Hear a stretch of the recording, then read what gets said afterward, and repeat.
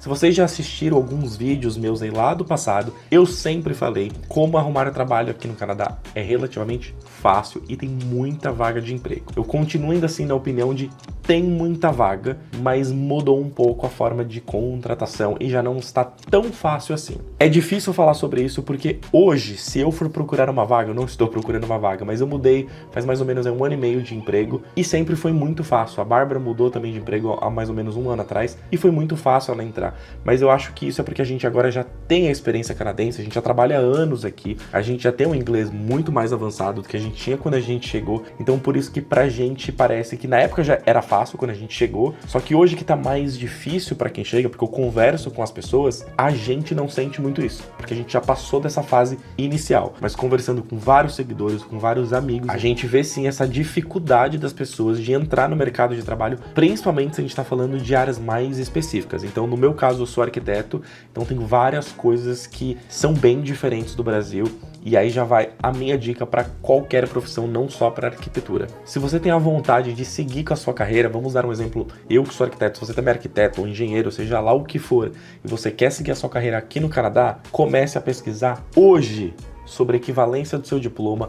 É possível você validar o seu diploma, e essa validação, eu não estou falando aquela validação do ES, por exemplo, que é uma empresa que faz a equivalência. Equivalência é diferente de validação. Equivalência é para fins de imigração, para você mostrar que você tem um curso superior, mas a validação é você, por exemplo, ter a licença de arquiteto aqui no Canadá. É possível fazer isso? Pesquise isso o quanto antes. Economize o seu tempo antes de chegar aqui, porque às vezes você vai precisar fazer tradução de um monte de documento, de certificado, diploma, ou de até um histórico, não só de nota, um histórico descritivo de matéria por matéria.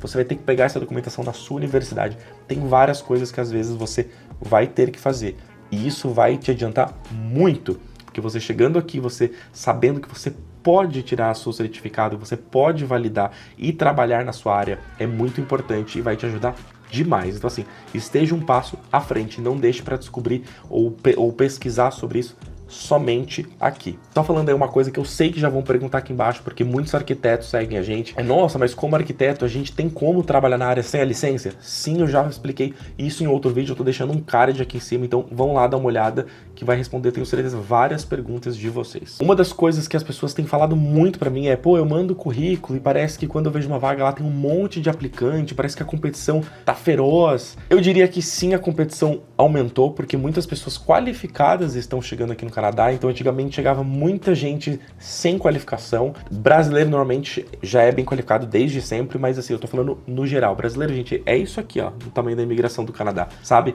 Então hoje tem chegado pessoas mais qualificadas e tem ficado um pouco mais concorrido. Isso altera o fato que tem muita vaga ainda e é fácil de entrar? Não, ainda tem muita vaga e falta muita mão de obra. Eu tô falando pelo menos pela minha área, pelo que eu trabalho, que eu vejo lá no escritório e pelo que eu converso com arquitetos aí pelos outros escritórios. Então é importantíssimo você fazer um networking. Aqui no Canadá é muito importante isso. Faça uma página hoje no LinkedIn em inglês, comece a seguir pessoas de escritórios daqui, tenta bater um papo, as pessoas respondem, é comum isso daqui no mercado de trabalho. Se você chegou aqui, tenta marcar um café, vai conversar com a pessoa, fala, olha, eu sou arquiteto no Brasil, tenho experiência de tantos anos, como que funciona, se tem alguma coisa para você me ajudar, dar um toque no escritório que você trabalha, como que eles costumam fazer isso, aquilo. Procura uma pessoa para te mentorar nesse processo, te mostrar o caminho das pedras. E de novo, isso aqui é muito comum, então se você falar com educação e conversando com as pessoas aos poucos, você vai encontrar sim, até mesmo brasileiros, tem muito brasileiro aqui no mercado, que já tem licença e tudo mais, tem bastante conhecimento do mercado.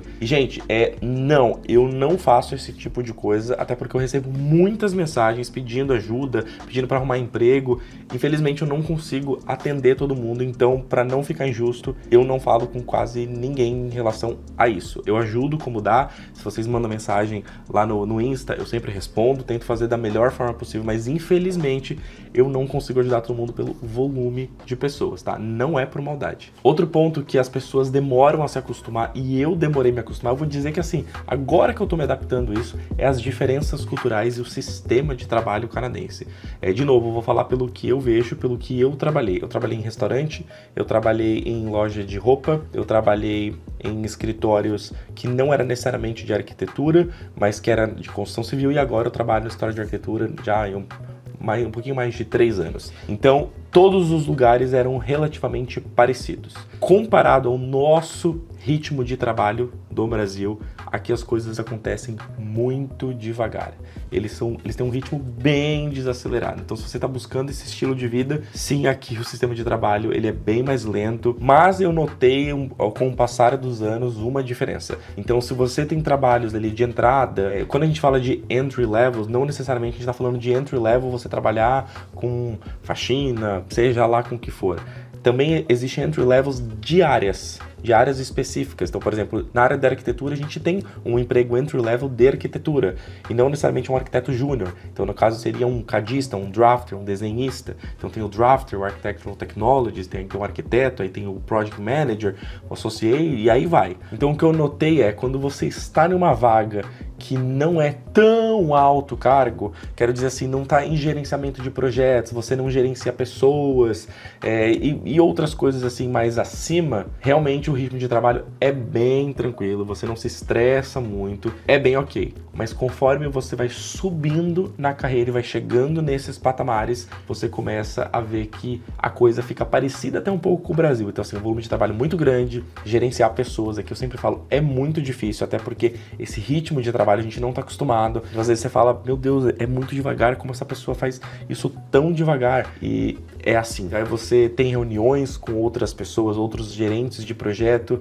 eles falam, é realmente assim, poucas pessoas têm a iniciativa de fazer algo além daquilo que a gente pede, então, e quando a gente pede tem que ficar em cima. Até tive uma reunião esses dias falando sobre isso, então vão se acostumando isso, as diferenças culturais, tem gente de todo lugar do mundo, isso não é só o canadense, é o sistema de trabalho no Canadá. Então tem gente de culturas muito diferentes, tem pessoas que trabalham muito bem, tem pessoas que trabalham mais ou menos, tem pessoas que não trabalham nada e às vezes está ali ganhando mesmo que você, ou às vezes até mais, mas é assim que funciona. É um pouco diferente do Brasil, onde o que não faz, vaza. Lógico, se você abusar muito, provavelmente você vai ser mandado embora, mas é muito difícil, então você tem que entender como funciona e surfar na onda, faz o seu, mostra o seu trabalho. Aqui eu vejo que tem muita oportunidade de crescimento, então mostra o seu lado brasileiro, se tiver vontade de crescer, se você quiser ficar na boa também, fica ao seu critério, mas eu vejo que tem muita oportunidade de trabalho.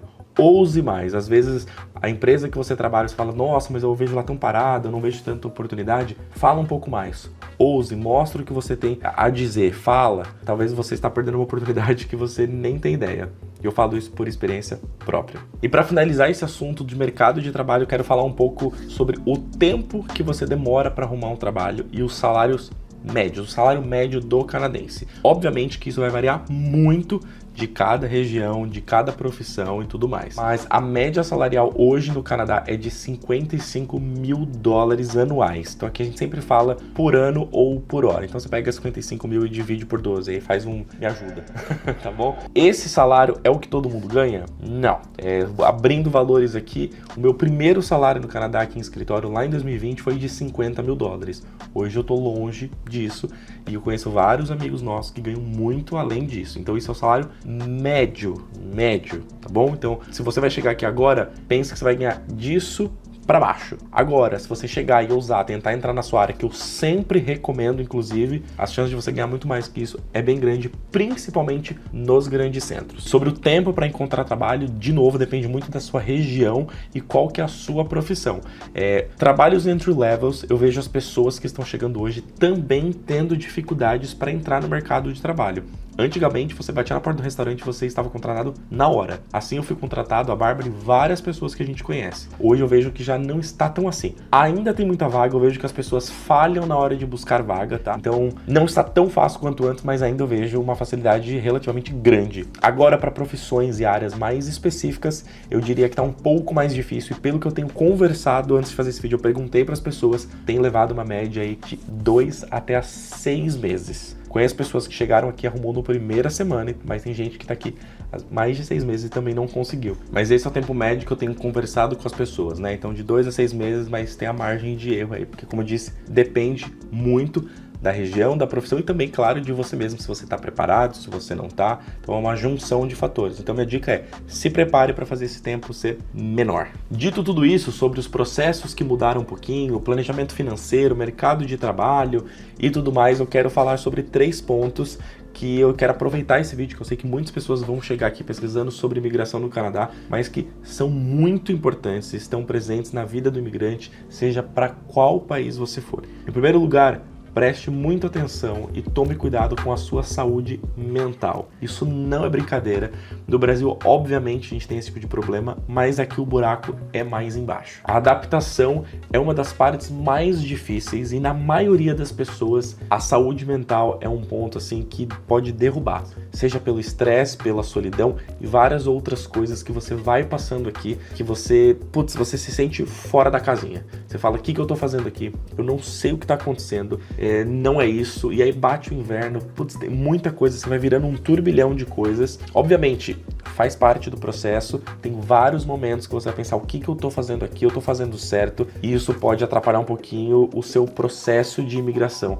Então assim, se você tem um tipo de problema desse, você já é frágil com essa coisa de saúde mental, deixa o seu psicólogo em dia. Se você não faz esse tipo de tratamento, acompanhamento, não sei como fala, passe a fazer isso, tem de forma online, mas esteja preparado ou se prepare antes para várias coisas. Então, quanto mais você pesquisar, mais você vai entender do assunto e você não vai ter tantas surpresas. Mas chegando aqui, pode ser que muita coisa mude e isso vai te abalar. Então, preste atenção na sua saúde mental. Isso pode mudar o rumo da sua imigração, do seu processo, da sua busca de trabalho, seja lá no que for, ok? A segunda coisa que eu queria falar é sobre o sistema de saúde. O sistema de saúde no Canadá é sim público, todo mundo tem acesso. Então, se você chega aqui com visto de estudante, você paga uma taxa dependendo da província, tá? Então aqui em British Columbia deve ser ainda $75 por mês, mas depois que você vira para o visto de trabalho, você não paga mais, mas é só isso que você paga, tá? Então você tem acesso à emergência, se você precisar fazer uma cirurgia, se você ficar grávida e quiser ter filho,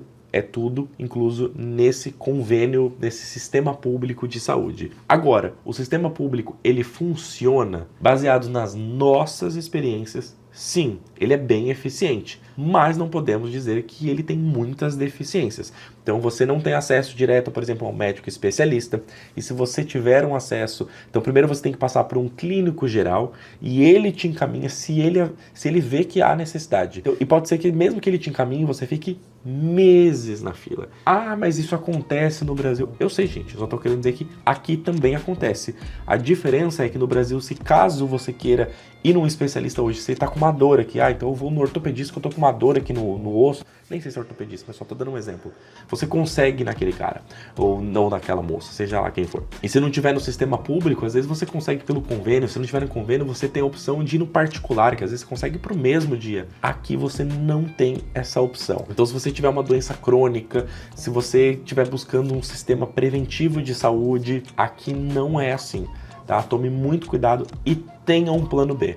Então, se você está no Brasil, tem convênio, quer manter o seu convênio médico para você voltar todo ano, fazer exame, eu não vejo necessidade, mas já vi várias pessoas falando que foi super útil e jamais cancelariam o convênio do Brasil e continuam utilizando, tá? Então, fica a critério de cada um. Então, assim, tenha um plano B. Então, se você não tiver convênio, você tem uma grana guardada para caso você precisar ir amanhã para o Brasil para fazer um tratamento em que você está tendo dificuldade de acesso aqui, então guarde esse dinheiro. Ou se planeje, seja lá como for. Mas assim, tenha em mente que o sistema de saúde, ele não é um sistema preventivo. Se você tiver uma emergência, algo muito grave, eles vão sim te tratar da melhor forma possível. Não que seja a melhor forma, que é o melhor tratamento que tem no mundo, mas é o possível que eles podem fazer. No geral, funciona. Por exemplo, a Bárbara teve o parto aqui, foi maravilhoso. Eu já tive alguns problemas, fui no hospital. Uma vez não fui bem atendido, outra vez fui muito bem atendido. Então, faz parte. Mas assim, se você se preocupa muito com essa parte de saúde, se você está acostumado a sempre ir no médico, fazer aquele check-up, dependendo do seu médico de família aqui, você vai conseguir fazer, mas dependendo, você não vai. Então, tenha isso em mente para não chegar aqui e falar: nossa, mas o sistema de saúde não funciona, é uma droga, eu não sabia. Sim, você sabia, um monte de gente fala e eu estou repetindo para você. É diferente do Brasil, não é como estamos acostumados, tá? Mas conforme você vai morando aqui, entendendo como funciona, você vai aprendendo os gatos, sabe? Mas tenha em mente que é um pouco diferente, você vai ter que se acostumar com isso. E vocês não acharam que eu ia falar de Canadá e ia deixar de falar sobre esse ponto, que é um dos principais, que inclusive tem a ver um pouco com a saúde mental, que é clima. O clima no Canadá ele é muito extremo. Então as diferenças climáticas aqui, dependendo de onde você tá, o bicho pega. Então a gente tá falando aí no país como um todo, 6 meses no mínimo de frio durante o ano. 6 meses. A gente mora em Vancouver, que é a cidade menos fria, mas comparado com os padrões brasileiros, é frio. Então assim, esteja preparado para o frio, você vai ter que aprender a se vestir, você vai ter que comprar roupa de inverno.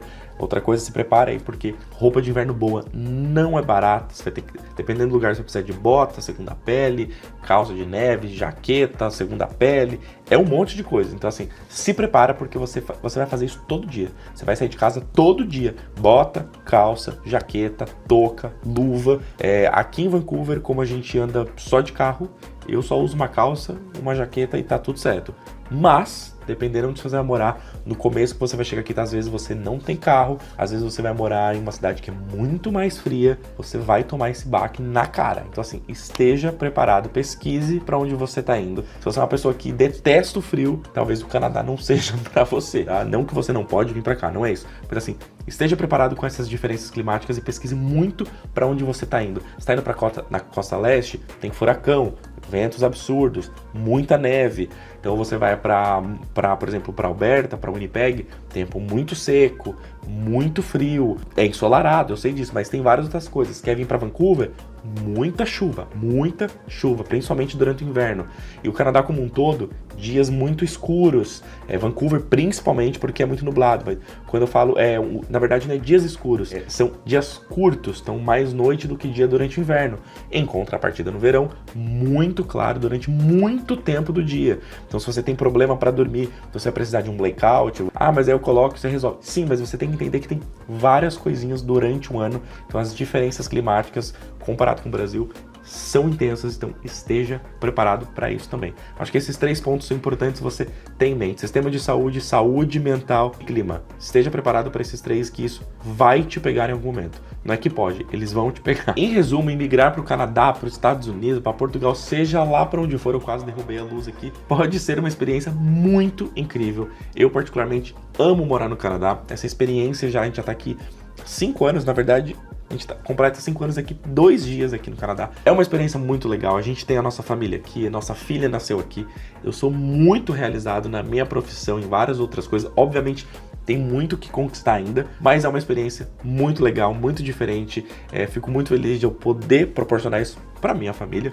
Então, meus pais vieram aqui, os pais da Bárbara, eles puderam ver onde a gente tá morando, em que lugar é esse que vocês vieram, que é tão longe. Mas no final, vale muito a pena. Mas lembre-se, seja realista, se planeje para a coisa não desandar. E mesmo assim pode ser que ela desande, mas assim, você está ciente, esteja ciente do que você está fazendo, aonde você está indo, não seja pego de surpresa por pura falta de pesquisa e organização, certo? E se você quiser bater um papo sobre planejamento, sobre como é a nossa experiência aqui, tiver algumas perguntas específicas sobre o seu caso e várias outras coisas, como é a vida aqui no Canadá, a gente também tem uma consultoria em que você vai falar comigo. Tem a consultoria de 1 hora e a de 2 horas e meia, sempre eu passo um pouquinho desses horários, mas também tem um link aqui embaixo para você ver e a gente pode bater uma ideia pessoalmente e aí a gente vê em que pé que você tá, onde você quer ir, se faz sentido.